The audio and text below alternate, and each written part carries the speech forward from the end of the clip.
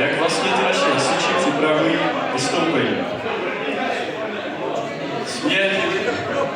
Směle do toho, pojďme se podívat, vrátíme se zpátky do minulosti na to, jak se připravovalo dnešní vystoupení v našem kulturním multifunkčním domě v Krysinci. Děkuji.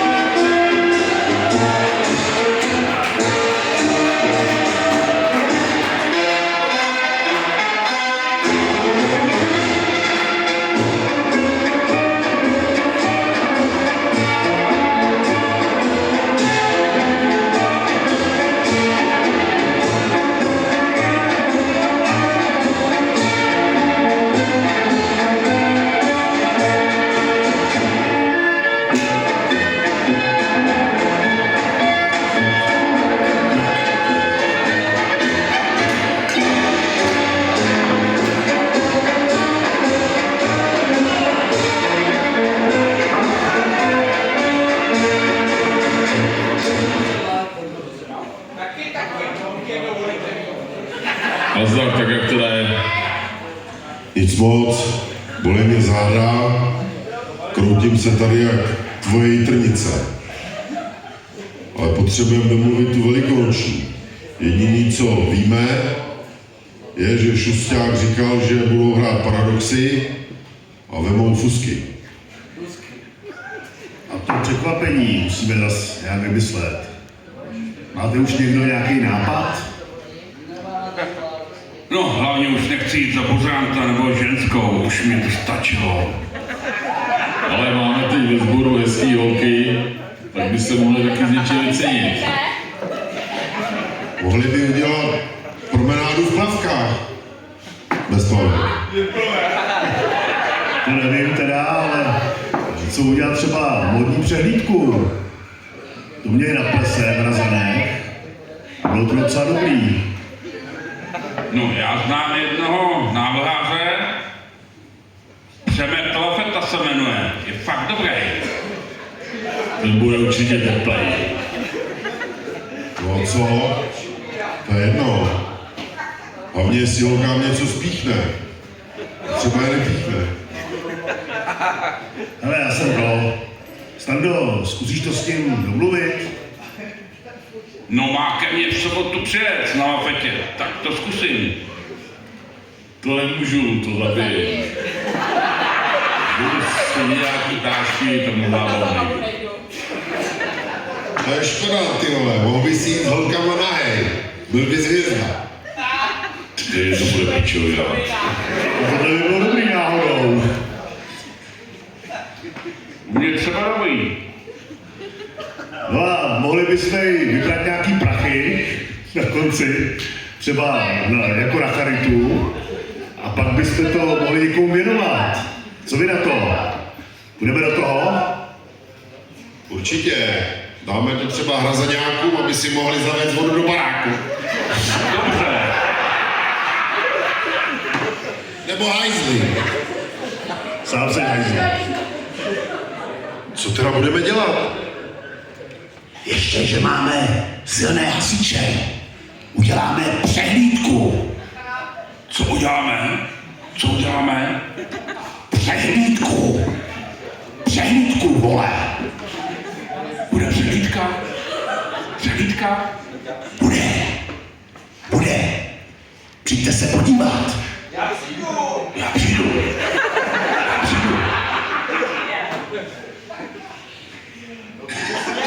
Už je konec tam byl.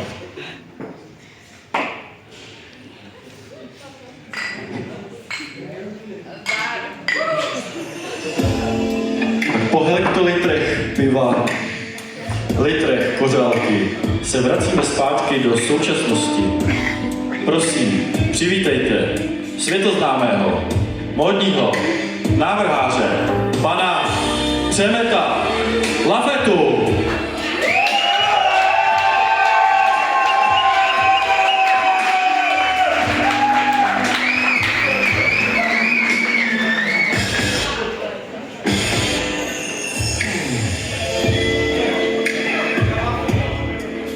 Pojď, Přemo, pojď.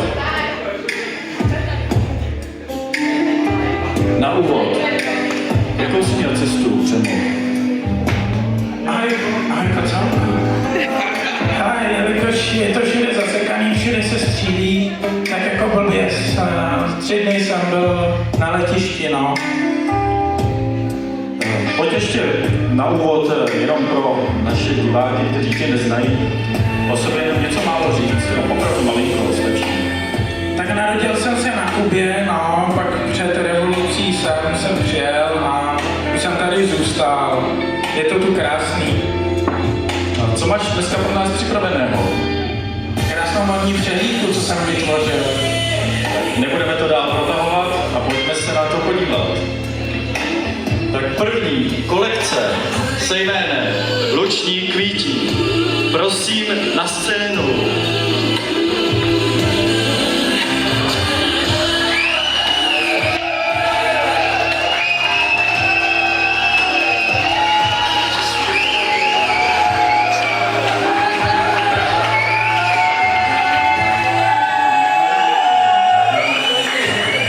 Prosím, pomalu po schodech, jsou velmi nezpytatelné.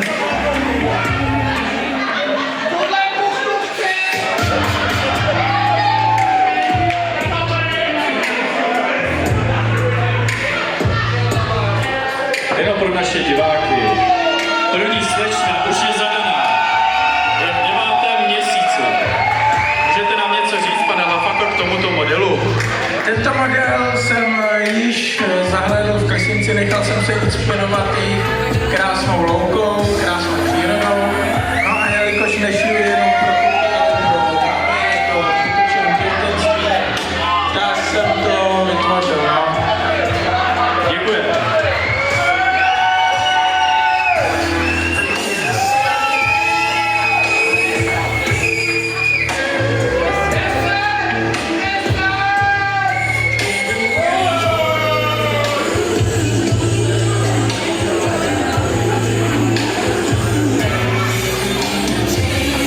Děkujeme, dámy, a pojďme se přesunout k druhému modelu jménem Čaj o páté.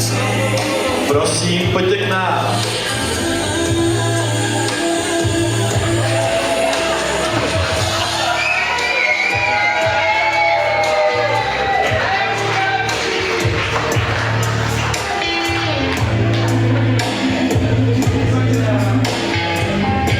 Tak, pane Lafeto, můžete nám říct pár stručných slov k tomuto modelu?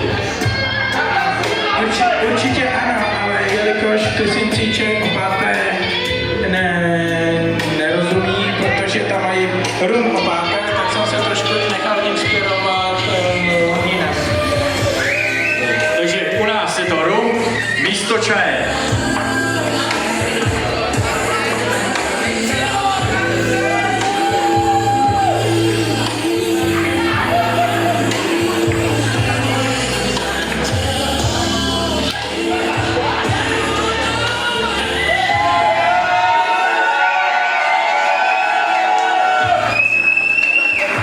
Jenom abych takhle upřesnil upřesnil.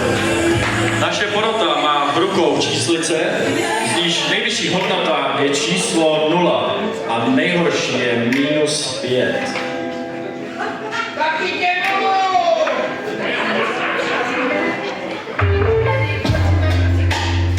Nechceš si šáhnout? Radši.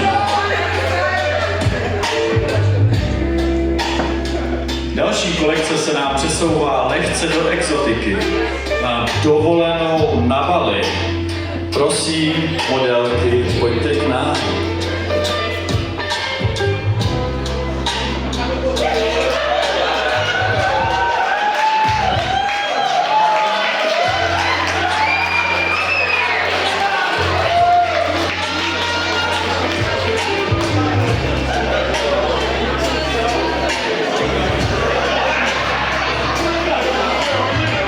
Pro připomenutí. Pomalu na těch schodech, pomalu.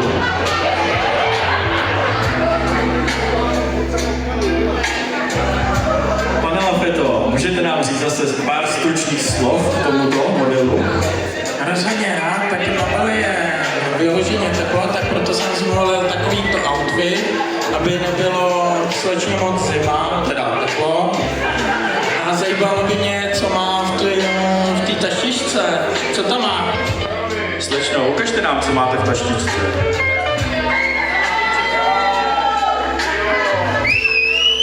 Tam je růžový srdíčko. Tam je celá veškerá láska k mojí práci, vyšívání, šití, nádhera. Nebo jsem si nevšimnul, že tento model na Bali je trochu teplý. Nepřijde vám u druhé modelky? No, oni mě v Klisinci totiž trošku skalili, tak takhle to dopadlo. Pak jsem šel dělat ty výkresy, no.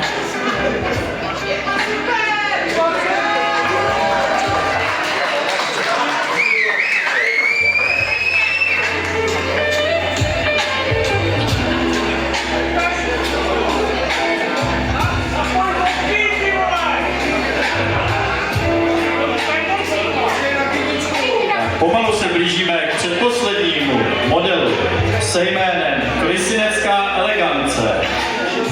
Pojďte holky mezi nás na taneční parket.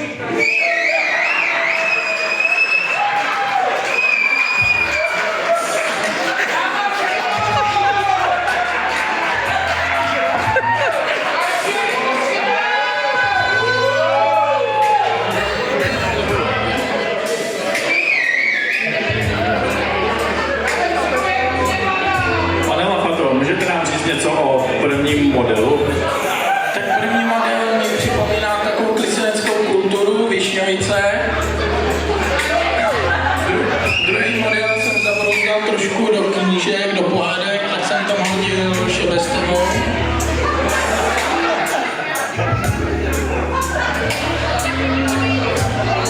Pro zajímavost, míry naší druhé modelky jsou 138, 138, 127.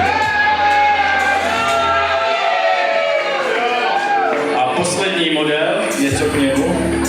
No, tu jsem se nechal inspirovat u souseda, protože jsem mu tam vždycky kradl hrušky.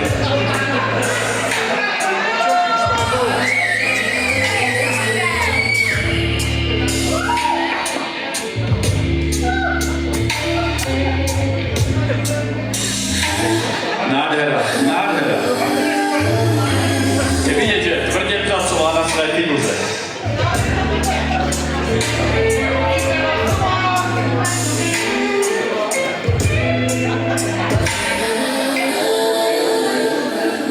A blížíme se do finále. Poslední model dnešní kolekce se jménem Hodina smrti. Prosím, na scénu.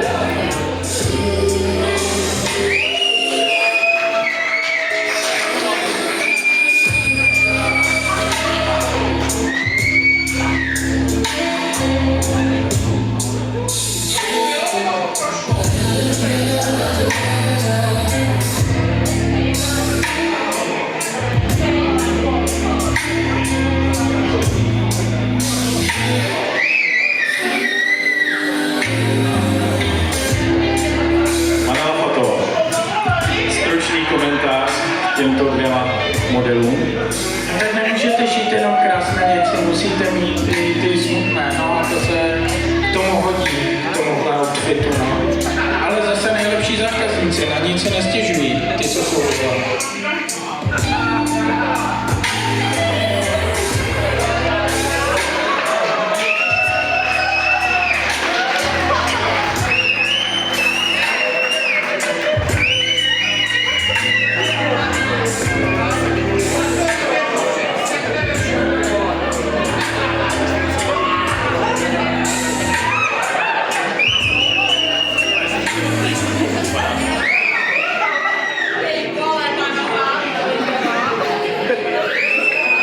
Poslední model, ti něco upadlo, asi to bude zítra raket.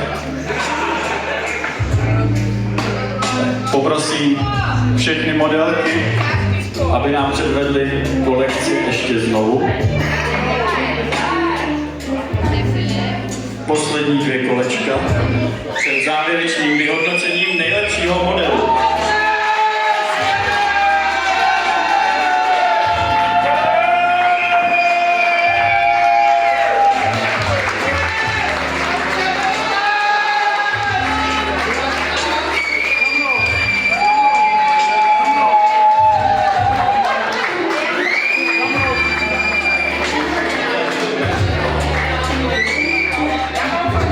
Ještě Pavel Lafato, můžu poprosit, abyste dokonal poslední kolečko.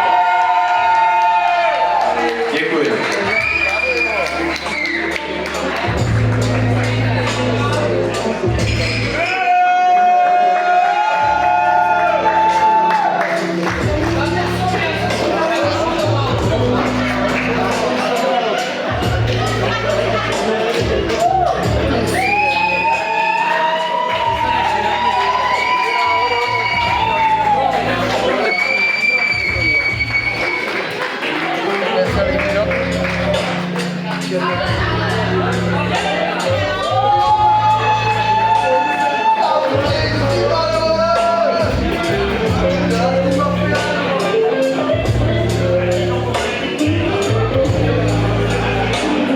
Dámy, byli jste úžasné. Já si myslím, že to zaslouží ještě trochu potlesku.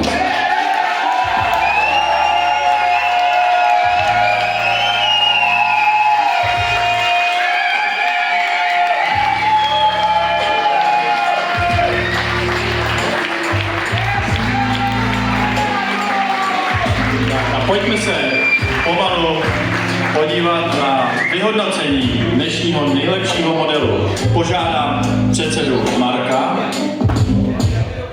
Tak, hodnocení bylo opravdu náročné, protože všechny předvedené modely byly opravdu nádherné, sklidily obrovský aplaus a i námi předvedené modelky se předvedly v tom nejlepším světle a mou ctí je, že můžu zveřejnit, že největší klisineckou nulou je model, který nám reprezentovali modelky Standa a Luboš a jmenuje se Hodina smrti. Prosím aplaus pro vítězky.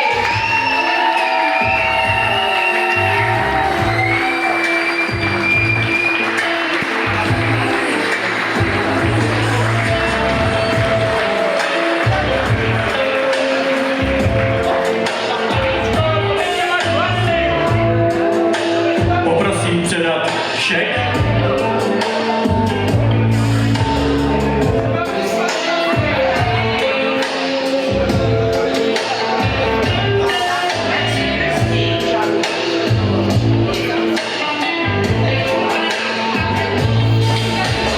Tak vidíte šek v hodnotě jednoho Clistoinu, který modelky předají zástupci Hrazán. Poprosím někoho z Hrazán, aby přišel vyzvednout cenu. Prosíme Zdeňka Mošanského, aby se dostavil dle domluvy.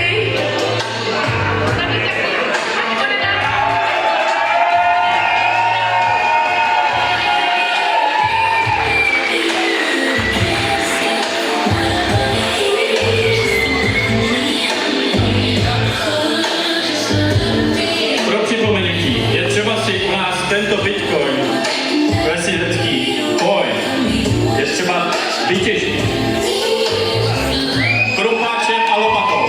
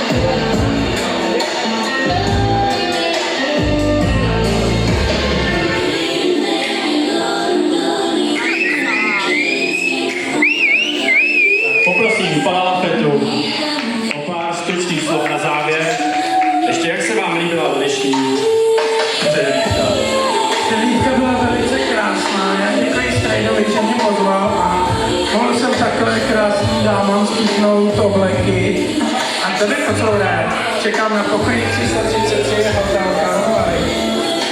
Dobře, děkuji.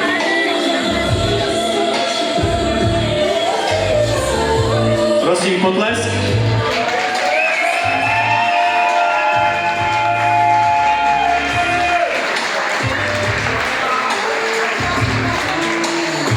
To je z dnešního představení, dnešní půlnoci vše a přeju vám hezký zbytek večera.